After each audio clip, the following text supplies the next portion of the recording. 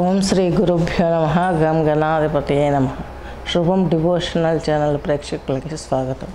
ఈరోజు మనం 2024 జూలై మాస ఫలితాలు అనగా జూలై 1 నుండి 31 వరకు జరిగే మాస ఫలితాలలో అంతర్భాగంగా ముందుగా గోచారం తీసుకున్నట్లయితే రాహు వచ్చేసి మీనంలో ఉన్నారు, కుజుడు చంద్రుడు వచ్చేసి మేషంలో ఉన్నారు, గురువు వచ్చేసి వృషభ రాశిలో సంచరిస్తున్నారు, రవి శుక్రులు వీళ్ళిద్దరు మిథున రాశి సంచారం ఉన్నాడు, బుధుడు వచ్చి కర్కాటకం, కేతు వచ్చేసి ఈ యొక్క కన్యా రాశి, శని భగవంతుడు కుంభరాశిలో ఉన్నారు.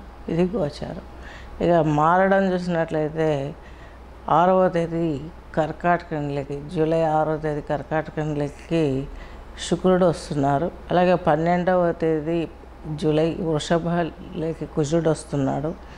అలాగే 16/7/2024 జూలై మనకు ఇక్కడ రవి వచ్చేసి కర్కాటకంలోకి ప్రవేశిస్తున్నారు. అలాగే ఇక 19/7/2024 సింహే బుధ, 19వ తేదీ సింహంలోకి బుధుడు వస్తున్నాడు కర్కాటకం వేడి. ఇది గోచారం. ఇకపోతే తులారాశి తీసుకున్నట్లయితే చిత్తా 2 పాదాలు, అలాగే విశాఖ వచ్చేసి 3 పాదాలు, స్వాతి నక్షత్రం 4 పాదాలు కలిపి ఈ యొక్క తులారాశి తులాలగ్నం కిందికి వస్తుంది. మీ రాశిధిపతి అష్టమాధిపతి అయినటువంటి ఈ యొక్క శుక్రుడు వచ్చేసి మీకు 9th హౌస్లో ఉన్నారు. చక్కగా మీరు చేసే ప్రతి ఫలితం, సాఫ్ట్వేర్ వాళ్ళైనా కళాకారులైనా కొంచెం మీరు చేసే అన్ని ఎఫర్ట్స్ కూడా సక్సెస్ రేట్కి ముందుకు వెళ్ళే అవకాశాలు గోచరిస్తున్నాయి. ఇక మీకు లాభాధిపతి అయినటువంటి యొక్క రవి వచ్చేసి మీ కోణంలో ఉన్నారు, 9th హౌస్లో ఉన్నారు. ఈ 9th హౌస్ అనేది ఆయనకు పెద్దగా కలిసి వచ్చేది కాదు. ఇది పాలిటిక్స్ రంగంలో ఉన్నవారిపైన, సినీ ఇండస్ట్రీ రంగం పైన ఉన్నవారికి కొంత ఇబ్బంది కలగజేస్తుంది. అలాగే మీకు మీ యొక్క శుక్రుడితో పాటు బుధుడు కూడా మీకు వ్యయాధిపతి, అట్ ద సేమ్ టైం భాగ్యాధిపతి. ఈయన వచ్చేసి మీకు దశమ కేంద్రంలో ఉన్నారు. ఈ మ్యాథ్స్ స్టూడెంట్ కావచ్చు, సాఫ్ట్వేర్ రంగాలలో ఉన్న వారికి కావచ్చు, వీళ్ళందరికీ కూడాను అకౌంట్స్ డిపార్ట్మెంట్ రంగాలలో ఉన్న వారికి మంచి పట్టున్న సమయం. ఈ సమయంలో మీ ఎడ్యుకేషన్, జాబు సక్సెస్ఫుల్ రేట్లోకి వెళ్తుంది. తీర్థయాత్ర వైభవాలు కూడా ఉన్నాయి. ఎందుకంటే మీకు వ్యయంలో ఈ తులారాశి తులాలగ్నం వారికి వ్యయంలో ఉన్నాడు కాబట్టి కేతువు మోక్ష చింతన ఎక్కువగా ఉంటుంది. దానికి తగ్గ ఏర్పాట్లు కొంతమంది చేసుకుంటూ ఉంటారు.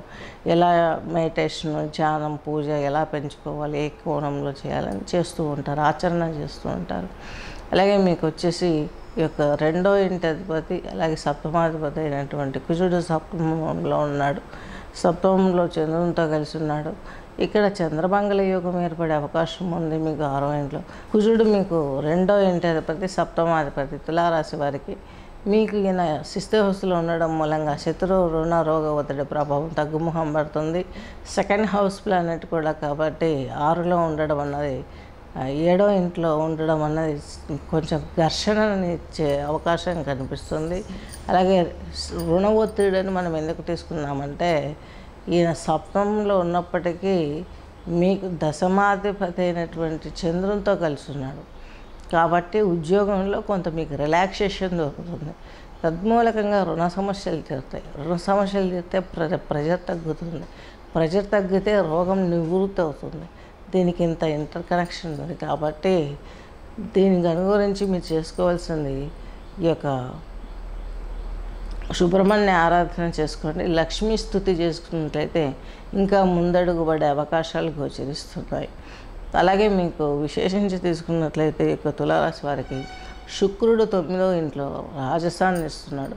పెద్దలతో సహకారం బాగుంటుంది. మీరు చేసే ప్రతి పనిలో ముందంజబడే అవకాశాలు ఉన్నాయి. మీకు అనారోగ్య సమస్యలు ఏముందంటే ఒక కొలిక్కి వచ్చే అవకాశాలు ఉన్నాయి. సాఫ్ట్వేర్ రంగం వారికి, కళాకారులకు ఎస్పెషల్లీ బాగా కలిసి వచ్చే పీరియడ్ అని చెప్పుకోవచ్చు. అలాగే మీకు తులారాశి వారికి చతుర్థాధిపతి, పంచమాధిపతి అయినటువంటి శని భగవంతుడు 5th హౌస్లో ఉన్నాడు. సంతానం డిలే అయ్యే అవకాశం ఉంది. దగ్గరికి వచ్చిన సంబంధాలు ఫెయిల్ అయ్యే అవకాశాలు గోచరిస్తున్నాయి. ఏదైనా ఇన్వెస్ట్మెంట్, ల్యాండ్ పర్పస్ కానీ, లేదా గోల్డ్ ఇలాంటి స్కీమ్స్ స్టార్ట్ చేద్దామనుకున్నా ప్రెజర్ తట్టుకునే అవకాశాలు, మధ్య మధ్యలో ఇబ్బంది పెట్టే అవకాశాలు ఉన్నాయి. కాబట్టి చాలా జాగ్రత్తగా ఆచితూచి చేసినట్లయితే ఈ ప్రాబ్లం నుండి కూడా మీరు బయటపడగలుగుతారు. ఎస్పెషల్లీ సంతానం పైన దృష్టి పెట్టండి. వారికి ఏం కావాలో చూసుకోండి. వాళ్ళ వలన మీకు కొంత అవినాభావ సంబంధం ఏర్పడే అవకాశం ఉంది. మీకు 6వ ఇంట్లో ఉన్నటువంటి రాహువు సపోర్ట్ చేస్తాడు. ఈయన శత్రు రుణ రోగ ఒత్తిడి క్లియర్ చేయడానికి ఎంతో పోరాడతాడు. దుర్గాస్తుతి, దుర్గా ఆరాధన చేసుకున్నట్లయితే మీకు ఈ యొక్క బూస్టింగ్ ఇచ్చినట్లు ఉంటుంది రాహువుకు. తద్మూలంగా ఇంకా మంచి అవకాశాలు వస్తాయి. మీకంటూ ఈ యొక్క కేతువు 12వ ఇంట్లో ఉండడం ముందే చెప్పుకున్నాం కదా. దైవ దర్శనము, తీర్థయాత్ర, ఇవన్నీ కొన్ని ఆలోచనలు డైవర్ట్ అవుతాయి. సొసైటీ పరంగా ఉన్నటువంటి ప్రెజర్స్ నుంచి బయటపడడానికి మీ ఆలోచన ధోరణి మారుతుంది. తద్మూలంగా మీకు సత్ఫలిత వచ్చే అవకాశాలు స్పష్టంగా గోచరిస్తున్నాయి. ఇకపోతే మీకు ధరించాల్సింది వచ్చేసి చిత్తా వాళ్ళు వచ్చేసి పగడాన్ని ధరించండి. స్వాతి వాళ్ళు వచ్చేసి ఈ యొక్క గోమేధకాన్ని ధరించండి. అలాగే విశాఖ వాళ్ళు వచ్చి కనకపుష్పరాగాన్ని ధరించగలరు. శుభం.